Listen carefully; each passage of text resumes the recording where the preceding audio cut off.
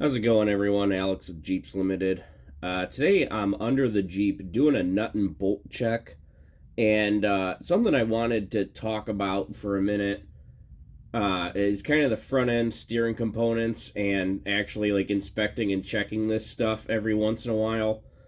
Uh, Everybody's always on Facebook asking about death wobble and stuff like that, and how to prevent it or what could cause it. So there's like three main pieces to the steering and suspension that tend to be a problem for death wobble, and that is your drag link, which goes from your pitman arm to your knuckle, your tie rod, which goes from knuckle to knuckle, and then the suspension component that affects it quite a bit is your um, track bar. Drawing a blank there.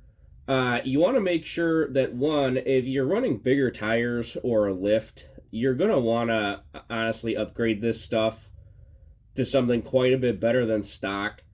The stock stuff just doesn't hold up. It bends, it wears out quickly. And then, whether you have stock or upgraded stuff, you want to make sure that this stuff is tight quite often. I usually do a nut and bolt check every time we go out.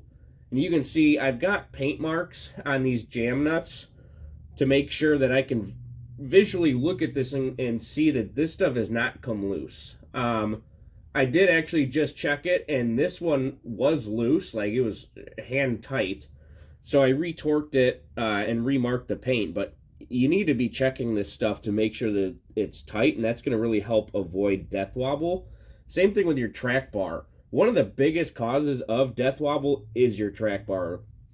You need to make sure that it's tight, and you really want to get a nice track bar. Otherwise, the cheap ones, they wear out and they bend.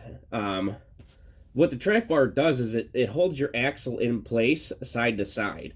And when you get death wobble, your axle is moving like this. So if you have a good track bar that's going to hold your axle in there, that's going to make a huge difference. A couple of other things that can cause death wobble are your ball joints, which are over here. They hold your knuckle to the axle. If your ball joints are worn out, that can cause death wobble. But it's not probably, in my opinion, as common as your track bar. Another thing that I just see people talking about all the time for a cause or a fix of death wobble is the steering stabilizer, which I don't even have one. The stabilizer sits from here. It goes from your tie rod to your axle. It honestly doesn't really do a whole lot.